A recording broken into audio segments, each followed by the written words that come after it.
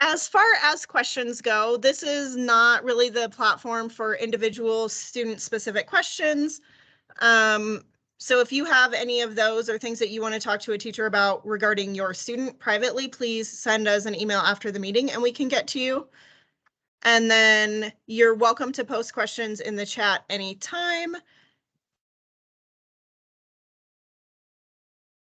And we will get to them all at the end.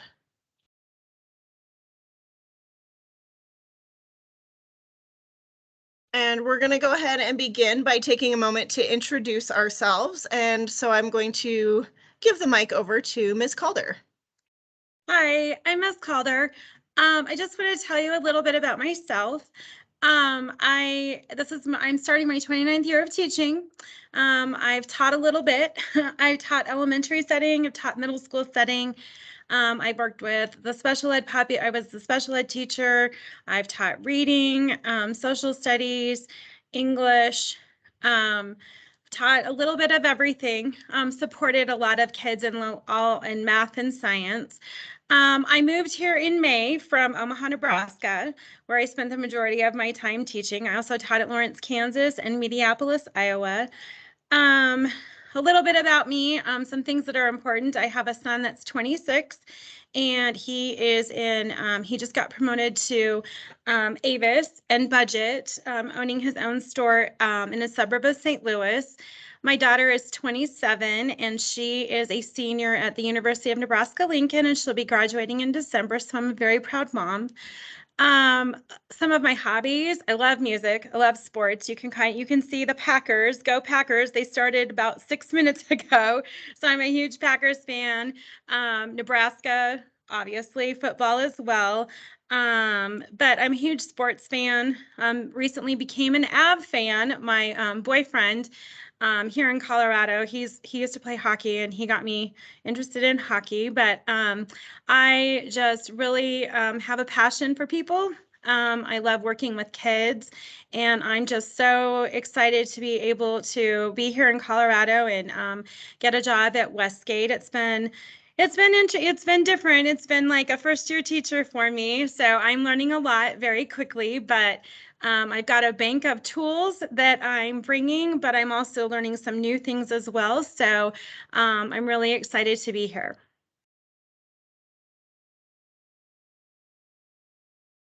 Thank you. And a little bit about me, I'm probably the familiar face of the bunch. I've been at Westgate now for 9 years. I've been in 5-6 almost all of that time and can't imagine anywhere else I would rather be. The adventures day to day with kids of this age are just so much fun. I have a daughter now who is starting 9th grade, which is crazy. I get to always remember my years at Westgate are equal to her grade, so that's a cool thing for me. I live locally here in Thornton and have kind of off and on my whole life. I'm a native, and some of my favorite things to do are spending time outdoors, of course, and all sorts of board games and all of the nerdy things, and I love to kind of share those interests with my kids. And really, I'm just invested in making a really engaging learning environment for the kids and getting them involved and making learning a ton of fun. Miss Cox. All right, can you guys hear me okay? Okay, awesome. Yeah, so as Ms. Kandari said, I'm Miss Cox. I was a military kid growing up, so I've lived a few places, but I mainly grew up in San Antonio, Texas. I then went to the University of Texas in Austin, and I got my degree in early childhood through 6th grade education, and I got a minor in history, so definitely have a passion for education and learning, and definitely social studies is up there for me, but I enjoy all the subjects. I've taught 5th grade my first year of teaching, and that was coming into kind of the pandemic and everything, so it was sort of a hybrid situation. The next year I moved to Colorado with my older sister, so I moved here about a year ago. I taught pre-K in my first year here, and then I got the opportunity to come here and come back up to the big kids and be with 5-6. So it's definitely been a jump and a learning curve with that as well, but it's been really fun getting to be fully in person with all of these kids and getting to learn all their personalities and getting to know them and just see all the differences and similarities that kids carry from throughout their childhood now that I've been all the way with the littles and going back up to big kids. So that's been really fun. Something about me as a teacher is I'm very passionate about creating a safe learning environment for kids. I believe, kids learn best when they feel safe enough to be vulnerable to try. And that is something that I really strive to create in my classroom, in our culture. And so we have a lot of conversations about how we can be respectful and kind and encouraging of one another in my room. So that way everybody has that fair chance to really feel safe, feel they can try, and if it doesn't go how they wanted to the first time, try again. And then just a little about me personally. I love reading, I love writing, and traveling.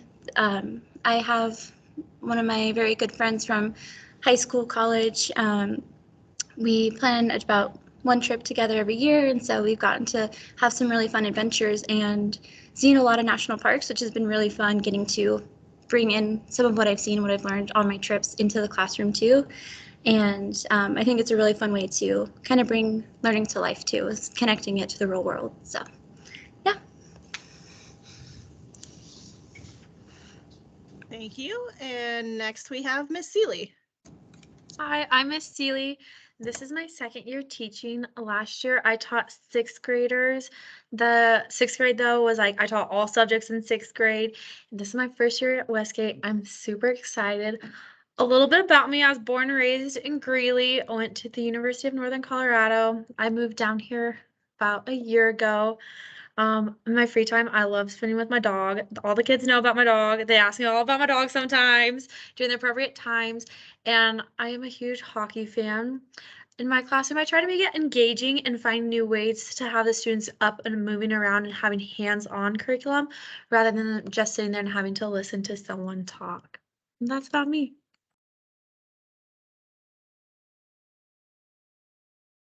Right, our daily schedule, Miss Calder, if you'd go ahead and give that overview, please.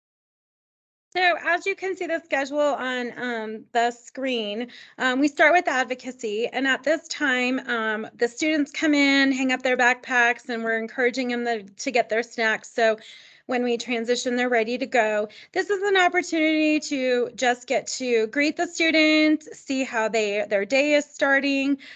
We all start in a morning circle where we pose a question. The students they greet each other on each side, and then they answer the question and we move around. This is a great opportunity for us just to connect and get right on track and move into our day. And then from there, we switch and transition into the specific language arts classes. There's 2 fifth grade language arts classes and 2 sixth grade language arts classes, and we'll get to that here in a little bit, who's teaching what. And then after that, we line up in our pod, and then we go to our specific specials. Our specials rotate every 4 weeks, I believe that's correct, with the exception of iLab, where that's actually a little bit longer. I think that's a longer period of time, but the kids go to music, PE, art, and iLab. During that specials time. Then we pick them up. They once again come back to the pod. They get into their line for whoever their teacher is that they're going to for math. We spend an hour working on math skills, and that's also separated 2 fifth grade math classes and 2 sixth grade math classes. And then from there, the students line up. We walk them out to recess from 11:45 to 12:15.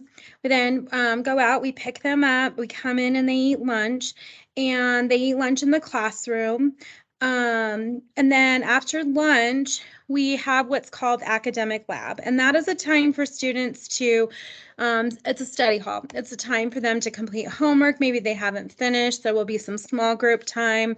They have an opportunity to do a joy of reading. It's just kind of an opportunity for them to reset and get back into their day to finish strong. And then after academic lab, again, we transition in the pod and they get in the correct line, whatever teacher they're going to, and they either go to science or social studies. And there's 2 5th grade classes and 2 6th grade classes. And then after that, they come back to the advocacy where we do some social emotional lessons. And in our EdLeo posts, we talk about what we're working on for that week, but we work on different social emotional lessons. And then after that, once again, we transition. So whichever they didn't have, if they were in social studies the first time, then they will go to science, and then vice versa. If they were in social studies, then they will go to their science class.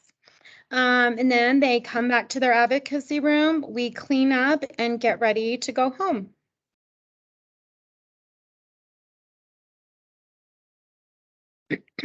And I spoke a little bit about academic lab. This is a time right after lunch, just kind of, they've had recess, they've had lunch, they've had that socialization time with their friends. So this is an opportunity for them to reset and get back into their academic day. So this is a study hall where if they need to complete homework, or maybe if a teacher needs to follow up with something that they didn't get done with, we can work with kiddos on that. We're going to be starting some small group instruction probably after Labor Day because we have outdoor ed next week, but we'll be working on some small group instruction after Labor Day where they might be having a math small group, reading or writing, and we're in the process of figuring out who's going to be doing those small groups. They always have an opportunity if they don't have homework or they're not working in a small group to find a good book and just escape for a few minutes. We also work on social groups where the counselor might be pulling kids. There's some speech opportunities and some IEP time where the resource teachers will work with the students on some of those IEP goals. This is also a great time for kids to check their grades and look at missing assignments in IC. We spent some time this week having the kids make sure that they can get into their IC. We've had a few problems with that, but we're working out those kinks and getting their passwords reset and stuff. Once we get that, the kids might send you a test email just to kind of let you know that a test email because we're going to be having them check their IC every week. If they have missing assignments, they're going to be sending an email to you and to their advocacy teacher so we can keep on track of are they completing their assignments, and so that we're all a partnership working together. So be looking for that. So if you receive an email from your student, don't be alarmed. We'll probably, we haven't talked about it, but I'm predicting that we will put in the subject line missing ICE or Infinite Campus missing assignments, just so you know that that's coming. So that you might be seeing some of those. But academic lab is just an opportunity for kids to reset and get on top of something, or just spend some time free reading. Great, thank you. More on checking grades. As Ms. Calder was sharing, we're going to be encouraging the kids to check their own Infinite Campus account every week. And we also encourage you as parents to do the same. This is really our way of communicating with you how their assignments are doing. If there are missing assignments, they should be flagged in Infinite Campus. And there's a report that we're going to teach the kids how to find where it pulls up just their missing assignments. And you can also go in and see grades, and we try to put in comments if they were not meeting proficiency, so you can kind of have an idea why and maybe know things that you could be working on at home. It is just ic.adams12.org, and there are links from our Westgate homepage. The student login, their username is their student ID number. Once upon a time, there was a uniform password, which was what you see here. It was their first and last initial followed by the 6-digit version of their birthday. Very few of them are still following that formula. And so again, as Ms. Calder shared, we're working with Ms. Goforth and getting the kids all their password reset to something that they can remember and use. Anytime you as a parent have a hard time logging in, Rochelle Goforth is your go-to person for all R.I.S.E related things. Kind of some general information about how grades work. So we do have some kind of grace periods for assignment due dates. If it's a big project, kids should be requesting an extension before the day that the project is due, maybe a day or two before, and kind of sharing how far they've come and a plan for getting it completed and what that will look like as far as the work needing to be completed at home and how much of an extension they need and so on. Highest possible score on any late work is a 3. They're not able to get a 4 or an advanced if they're not meeting those deadlines. And that is per assignment. It's not for the entire quarter, they can't get a 4 if that's how it averages out, but just per assignment, if it's not on time, it is not advanced. We are really here focused on student learning. So if they're not meeting proficiency, they have the opportunity to redo and correct their work to bump those scores up. Again, if they are redoing an assignment and making corrections, they're not able to get higher than a 3. 2s are kind of optional to redo, but if you're seeing assignments that have a score of a 1, we very, very highly request that you help your child redo and resubmit. And that's another great opportunity during academic lab if they're stuck, or if it's not something you guys at home can help with, they can go see the appropriate teacher during that academic lab and kind of get some one-on-one in that area. We do use the standards-based grading, and for many of us, this is not what we grew up with, and so it tends to be a little confusing. And we try as often as possible to have authentic work, and we're really grading for content and skill proficiency. It might be the most beautiful, colorful, perfect handwriting that you've ever seen, but that's not what we're checking. We really are looking for their understanding of the content that we're grading. At one time, when this was originally created, we were grading community skills as well. That is not something we're doing at this time, so please disregard that. I'm sorry that I forgot to cut it. Typically, bigger projects and writing assignments and things, you'll be seeing rubrics also, so you can see exactly the criteria that go into meeting those standards. And really, we want to look at trends throughout the quarter. So when you start a unit, usually you're a little bit lower because you're learning a brand new skill, but you want to see that progressing upwards throughout. So if you start maybe 1s and 2s, by the end of the unit, you want to see those 2s and 3s, or whatever growth looks like for your child. 3 really is the happy place where you want your child to spend most of their time. That is, they've met every criteria for that standard at grade level. Advanced is, like I said, not just that they put a ton of effort in and it's beautiful, but they're able to not only show that they know the grade level skill, but they're well above and beyond academically in that particular skill. 2 is the developing proficiency, they're getting there. And 1, the below, is where we have some concerns. And Ms. Seeley is going to talk about celebrating birthdays. So all foods are supposed to be brought in to, if you do decide to bring foods brought in to share with the class, need to be store-bought and individually wrapped and in list of ingredients. And the reason for that is so that if a student has an allergy, we can look at that list and know. We will be celebrating birthdays between 3:15 and 3:30. So right before they leave, we'll have a chance to celebrate them.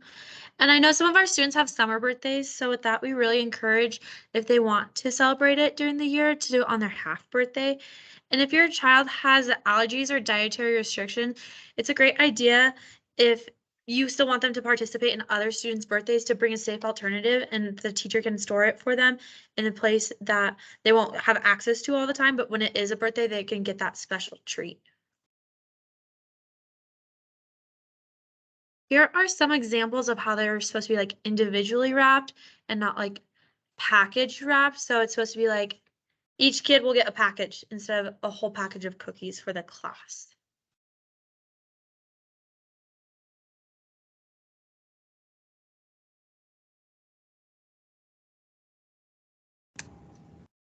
All right, coming back again to work quality and expectations and due dates. We covered some of this already.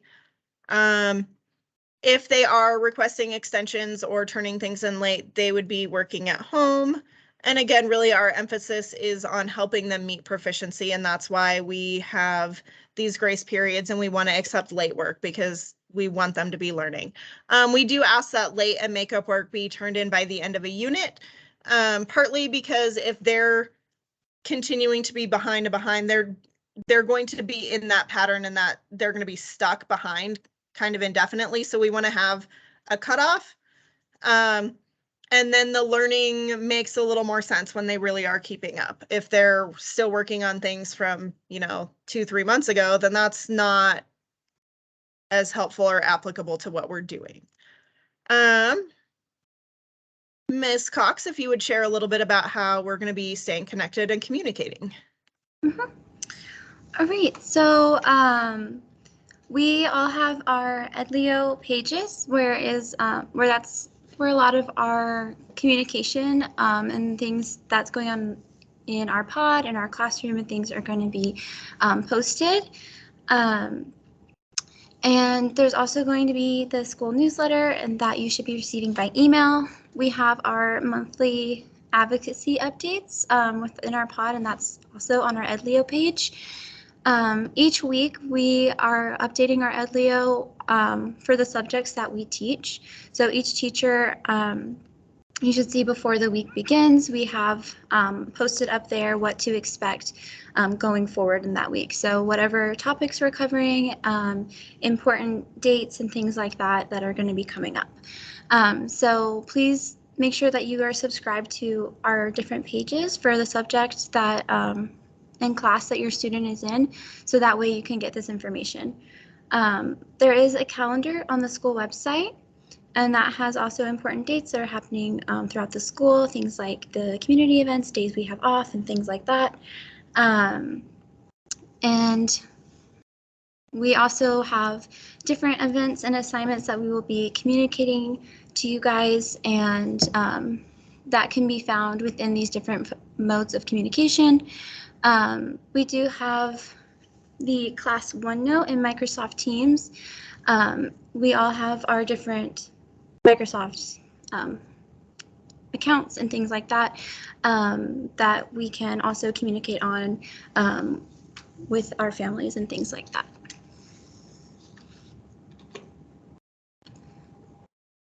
Okay. And for our work at home policy for K through 8, typically Westgate students do not have work to complete at home. We don't typically send home homework. We want to make sure the kids are having time to be kids, that they're spending time with their family and pursuing other passions and interests. So the only exceptions to this are when students have makeup work from absences, when we see that some extra practice is needed to develop skills, when a student's been unproductive during class time, and if there's a special project that can be done at home.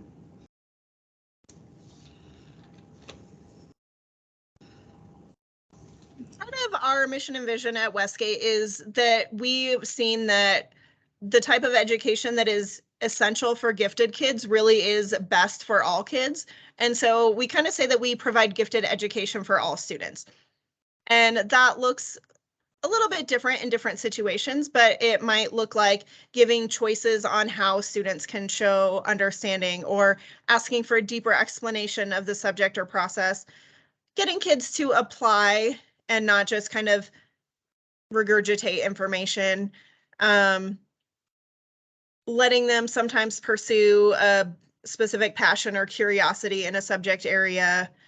Occasionally, we might be mixing in higher grade level content once they've shown mastery at grade level, especially in areas that we see that kids, have their own passions, and they've, maybe been studying dinosaurs since they were 3 years old, and they need to really challenge themselves in those areas. And during a class period or a unit, we might pull any or all of those strategies just to really meet the individualized learning needs of kids and keep them engaged and challenged. So we do somewhat ability group our kids into their different classes, but really the key is that we're differentiating, and that is getting to know our individual kids' needs and doing those periodic assessments and getting to know their learning styles and their passions and all of those things. So ways that we're going to be really meeting every student's needs more one-on-one within the classroom, doing kind of project-based learning and offering those different choices, either in how they show content or maybe different specific areas within the standards, giving them opportunity for self-directed and group effort. We really try and help them evaluate, and we give them those rubrics so they know the expectations and can really strive for those high level pieces. We implement social and emotional enrichment activities. Every student is expected to be learning and growing and challenging themselves. And so we have high expectations for everybody, but those expectations might then look somewhat different because the point is for every child to be growing regardless of where they started. And then they are asked to work in different styles. Sometimes they need to work alone, sometimes with groups, sometimes as a whole class, and really just have that flexible thinking in different ways of learning. Starting to get more into our specific curriculum, the overall Westgate scope and sequence can be found on our website. And it kind of just breaks down the units and things very much like we're sharing here, but the more formal uniform version. Next couple slides are going to be with Ms. Calder. So this is our team contact information. Ms. Kandari is our team lead teacher, and her email is on the screen. So is my email, Ms. Cox and Ms. Seeley. Please feel free to contact us if you have questions or concerns or you need clarification on anything. Please feel free to contact us at any time. If we don't get back to you right away, we will get back to you within 48 hours because our days are kind of wild and we have a lot going on. So if you haven't heard from us in 48 hours, I'm apologizing to us in advance. It's not because we're not going to communicate with you. It's because things have come up and we just haven't had a chance. So if you ever need to get a hold of us, our emails are here. They are also located on our Edleo post profile sites as well. So please feel free to contact us. And I talked a little bit about this earlier. So here's how it's broken down by subject area. For science and social studies, Ms. Cox and Ms. Seeley are teaching 5th grade science. And let's see, I'm sorry. Ms. Cox is teaching 5th grade social studies and Ms. Seeley is teaching 5th grade science. I'm teaching 6th grade social studies and Mrs. Kandari is teaching 6th grade science. Math classes, 5th grade is being taught by Ms. Cox and Ms. Seeley. 6th grade, Mrs. Kandari and myself. The language arts classes, I'm teaching 5th grade language arts along with Miss Seeley, and Miss Cox and Miss Kandari are doing 6th grade language arts. So if you have any specific questions, if you don't remember, not a big deal, just send it to the advocacy teacher, whoever your child's advocacy teacher is, if you're not sure who's teaching what, and we will get you in the right spot. So if you need, have a specific content area question, please reach out to any of us. Again, we will be more than happy to communicate with you and help you get the clarification you need.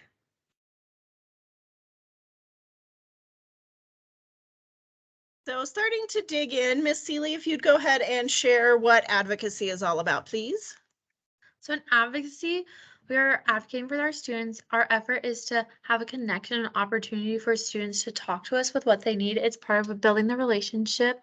Some of the things we do in there is mindfulness activities, social emotional development, community building, career exploration. We're checking grades, help with late work and homework. In the past few weeks, we've been really focusing on R.I.S.E and getting the students back into the routine of being in school. And like I said, this is a time for our students to be safe, judge-free zone, and to really open up with their advocate teacher. Diving in a little bit more into R.I.S E and behavior. as I've said a couple times already, our biggest priority is to be giving your child an opportunity and an environment to learn. And our school positive behavior language is using R.I.S.E to represent respect, integrity, safety, and empathy. And if students are focused on those kind of core values, then their behavior should be aligning with any rules and expectations. And it's a lot easier just to remember these 4 character traits and think, is my behavior aligned with these or is it not?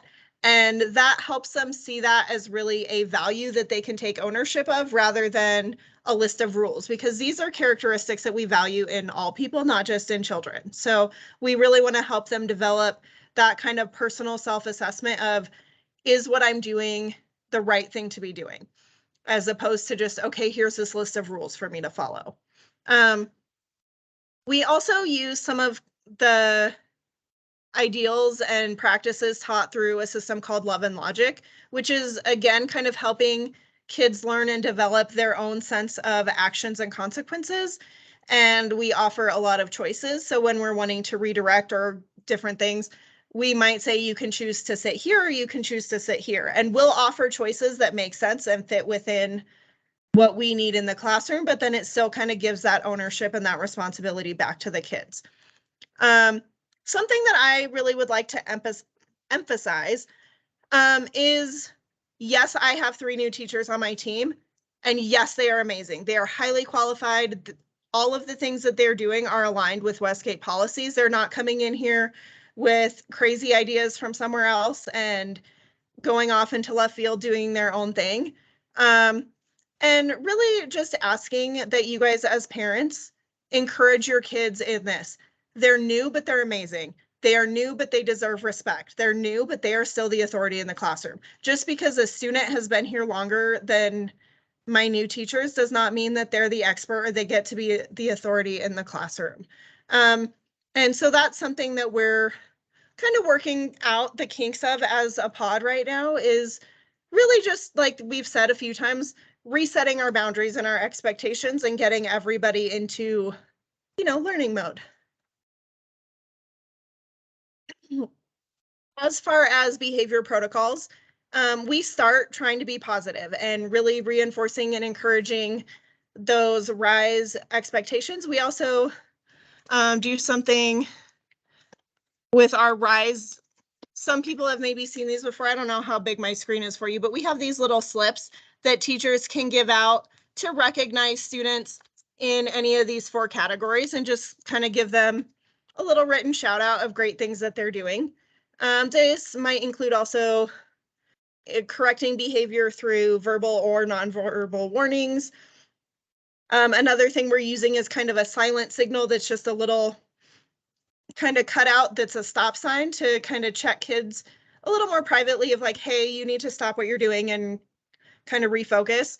We also have a little bit longer refocus slips that we might ask a student to fill out if they're having a hard time kind of resetting. We have them step out of the environment, maybe go to another teacher's classroom and kind of reflect on what's going on and maybe where their behavior is coming from and how we can help support them in getting back on track. And then those would be followed by a one-on-one kind of restorative conversation where we can look at the kids' feedback and we can kind of have a conversation back and forth on what's going on and how it's affecting the learning environment and how we can get kids back on track. We also might be emailing home about behaviors, and if things are not working out within individual classrooms and these steps have all been taken already, then I as team lead might step in. We might bring in admin. We might ask you guys to come in for meetings. And then occasionally we need to kind of create an individual intervention plan with a family for their student. Ms. Calder, if you would share kind of the overview of 5th grade language arts, please. Ms. Seeley and I have been working closely together in planning fifth grade language arts. We are following the Colorado state standards and we are creating things. So this is a work in progress, but we are going to the Colorado state standards first. We're looking at those standards and we're figuring out ways to creatively get the kids better at reading and writing. And like I said, Miss Seeley and I are working closely together. We talk every morning. We come in at, I don't know, 6:30, 7 o'clock, and we go through this process of communicating and making sure that we're delivering some awesome language arts lessons for the kids. We have been spending a lot of time so far working on creative writing units. And last week we looked at A Tall Tale, and you can look at this all on our Edleo post. We've been doing some personal narratives. We'll get into some poetry. And then after Labor Day, we're going to start looking at reading a book, an outside reading book or a class novel. We're looking at Hatchet and one other book, and then we'll flip-flop those books. We'll also look at an informational unit, a how-to process. We'll do some comparing and contrasting with a book and a movie just so that the kids can see the awesomeness of a book compared to a movie, but that movie also helps to put some visuals in there, help with the visuals in their brain. We will look at a persuasive unit. We will create and record an ad, and we will do a persuasive paper and a debate so that kids have an opportunity to work on their listening and speaking skills. We will also look at a biography of a poetic project. So those are some things that we're looking at. And again, this may change because we're really following those Colorado state standards and developing some great lessons that will be inviting to kids with reading and writing. All right, so sixth grade language arts, again, taught by Miss Cox and myself. Some of the things that we focus on are like literary analysis and annotating texts. A book we usually do in sixth grade is The Uglies. I definitely teach this and I'm encouraging Miss Cox to try it out if she would like. We are also doing kind of some co-planning, but I also everybody's putting their own little flair on things. Throughout the year, the students might be participating in smaller book clubs. Sometimes they'll get some choice in that. Sometimes they might be assigned by one of us. We work pretty hard on the writing process, focusing really on some of the pieces that nobody really loves, like the planning and the organization, and that making improvements through revising and editing process. It's not just like one and done and we never look at it again. Like, let's dig into it and make it better. Focusing also on like point of view and multiple perspectives.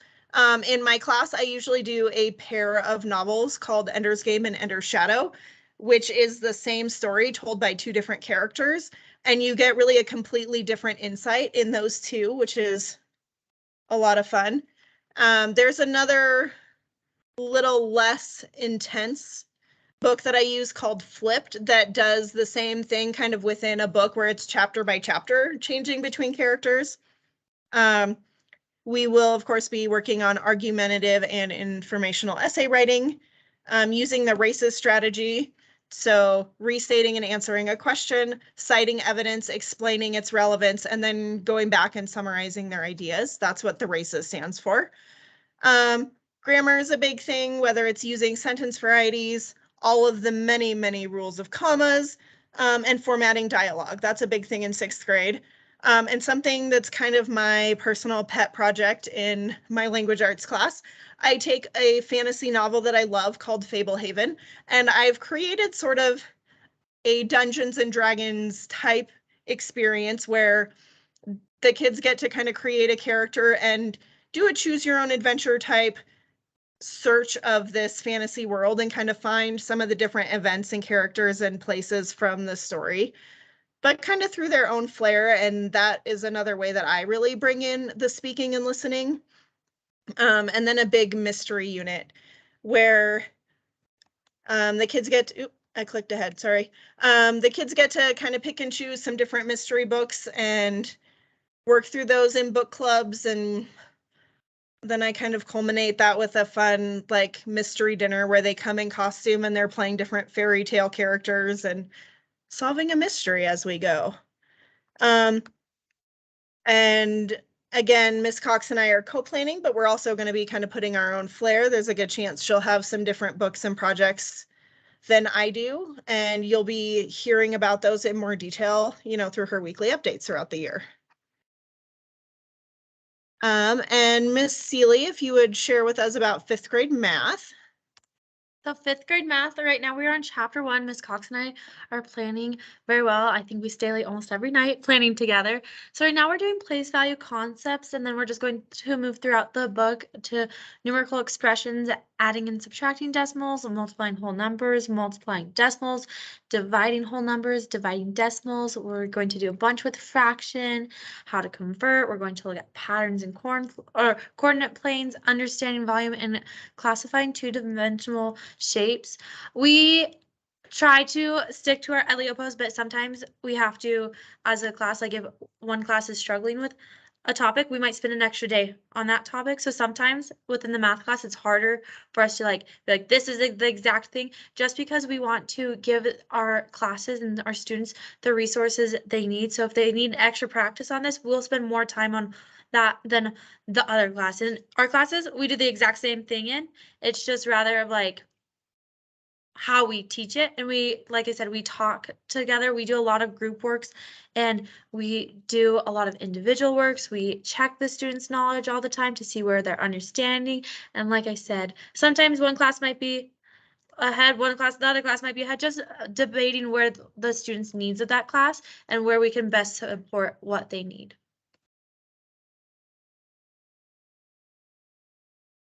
Miss Calder, if you'd like to talk about 6th grade math. So in 6th grade math, Miss 6th grade math, not math. Well, Miss Kandari and I are working together on that, and we are looking at numerical expressions and factors, and we're just diving into that right now.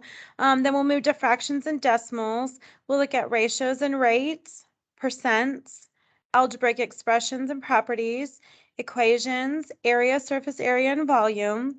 Integers, number line, and coordinate planes, statistical measures, and data displays. And I think Mrs. Kandari and I we're kind of doing some similar things. We're doing like stuff from the book, we're doing practice. We are going to get into, hopefully, the Big Ideas math program online. That's something I've been working on. It's been a big process of getting the kids in, because one of the problems is if they were in 5th grade last year and they were on that online textbook, then we're having a hard time getting them in. So it's a process, but hopefully we will get them in, because I would love them to have the opportunity to, if they are missing a concept and they want to work on it at home, they have that option to get online and do that. But it's math has been going great.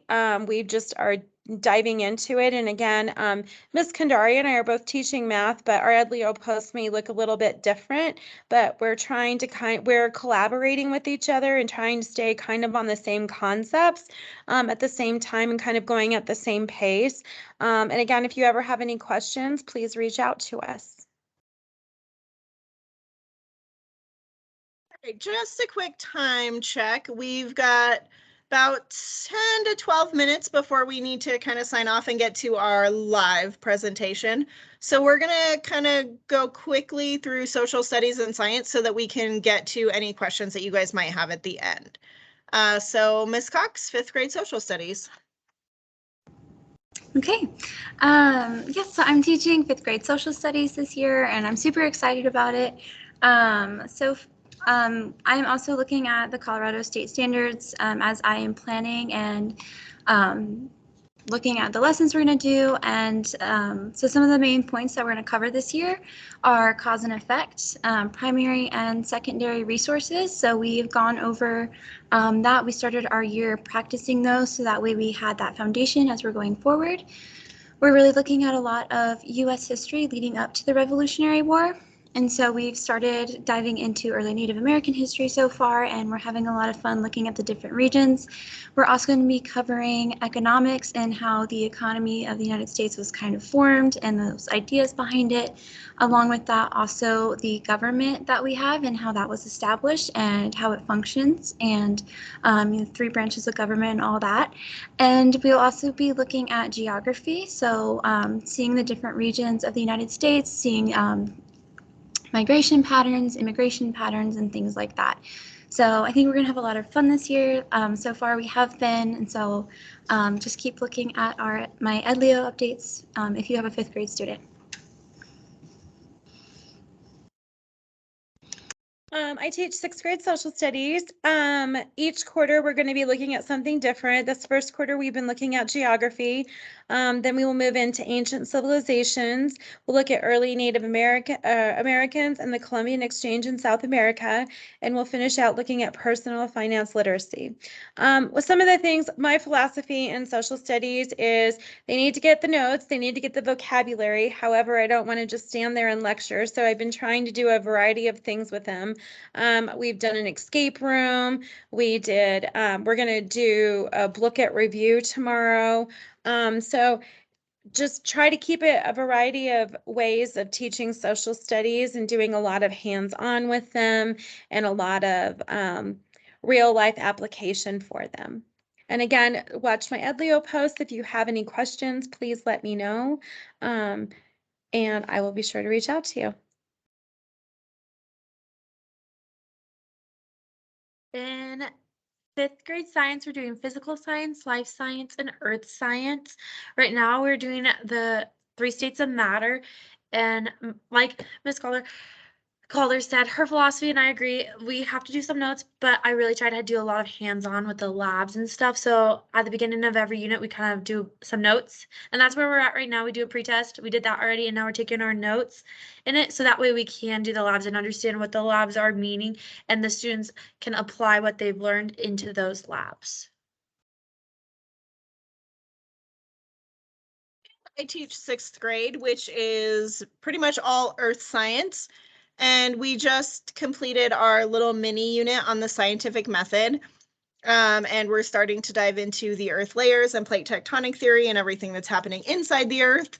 And then we kind of start working our way outward, looking at changing earth. So earthquakes and volcanoes and tsunamis, and then weathering and erosion. We kind of talk about the sun and moon cycles and how that affects different things. The atmosphere and water cycle. We do kind of a fun inquiry-based project where students get to be the teachers and they research and present on different hurricane topics, looking at what is different between weather and climate and different climates around the globe. We briefly cover some space topics like the scale and different gravity. And then we kind of circle back and end with geologic timescale and fossils and digging back into the earth a little bit more with kind of a history lens at that point. And so now we're going to take a look for any questions. I'm going to stop sharing our slides. And backing up through.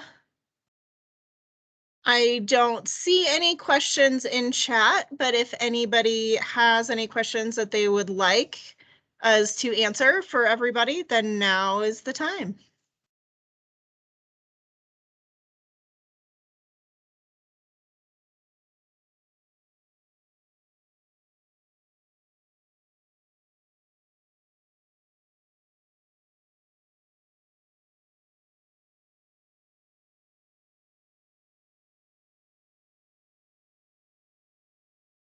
Looks like we've got somebody typing, so I'll give them a moment and then we'll address that question.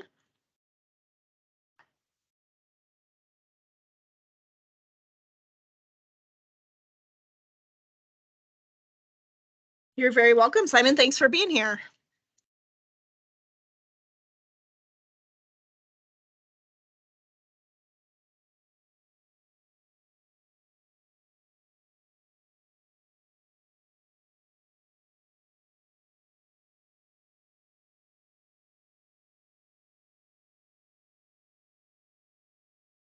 Carrie, yes, I absolutely do recommend parents checking R.I.S.E for grades and missing assignments each week. These first few weeks, there's been a lot of testing and a lot of changing and a lot of just getting into the routine. So things are looking a little sparse right now, but especially coming back after Labor Day, after outdoor ed, you should start seeing those grades being updated weekly. We do also, though, encourage that you involve your kids in this process. 5th and 6th grade is a great time to really start putting that responsibility on them. But of course, giving them the supports in doing it with them until they really get a handle on it.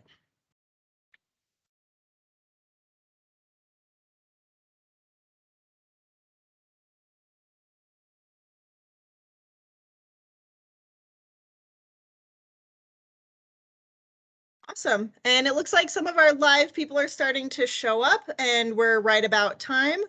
So we're going to go ahead and say good night and thank you all for being here.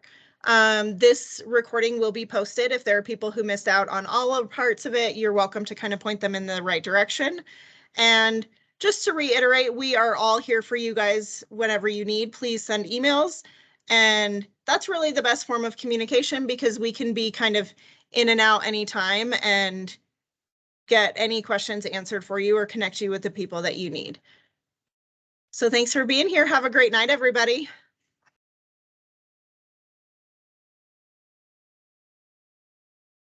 Stopping my recording.